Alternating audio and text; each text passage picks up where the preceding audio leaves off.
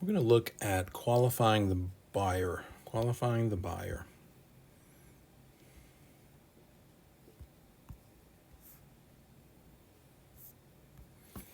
Buyer ratios. What you need to know for the test for pre-licensing is that conventional loans, qualifying ratio, meaning how much will the lender approve a borrower for?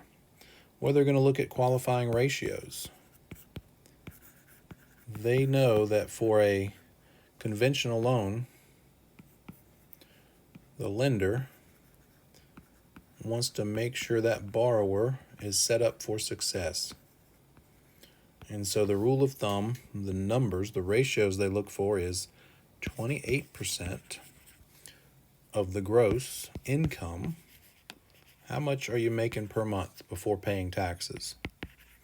28% of how much you're making per month is the maximum you would want to spend on principal, interest, taxes, and insurance, as well as other things that are related to the house, like homeowners insurance. Like the homeowners association fee. So this PITI payment, your PITI plus HOA and that type of thing. But for your purposes, we're going to go with this. 28% of that monthly gross income of yours is the most you should be spending for a house payment. So if your monthly gross income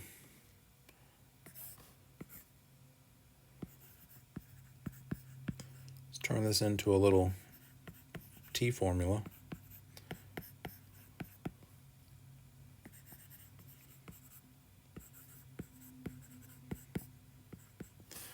The ratio here, we're using 28%.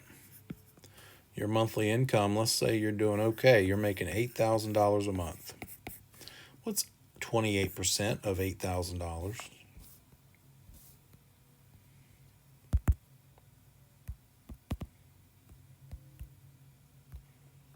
It is $2,240. $2,240.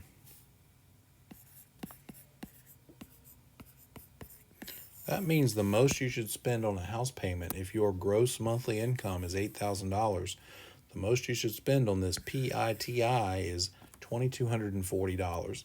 What can you afford with a $2,240 monthly payment?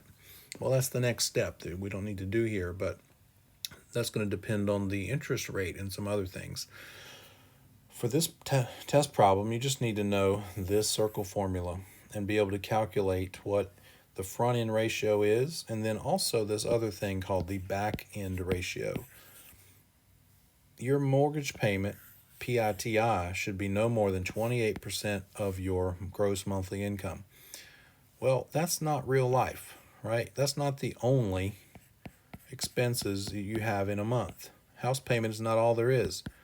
There's car, there's student debt, there's maybe medical, there's credit card payments, all that stuff together, known as recurring debt.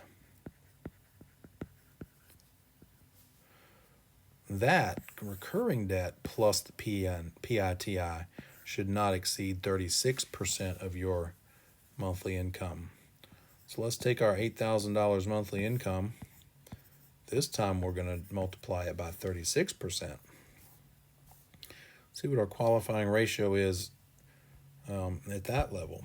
$8,000 a month times 36%, $2,880. $2,880. The maximum you should spend per month on your principal, interest, taxes, and insurance payment plus your recurring debts is $2,880.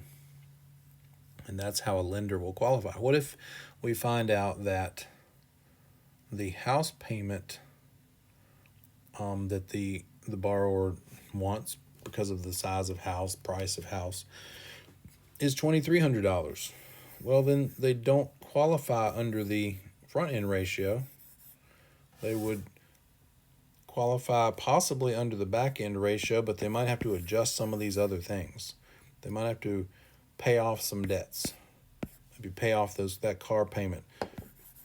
Need to find out, can they handle the monthly payment both by itself with the front end ratio or along with the recurring debt using the back end ratio.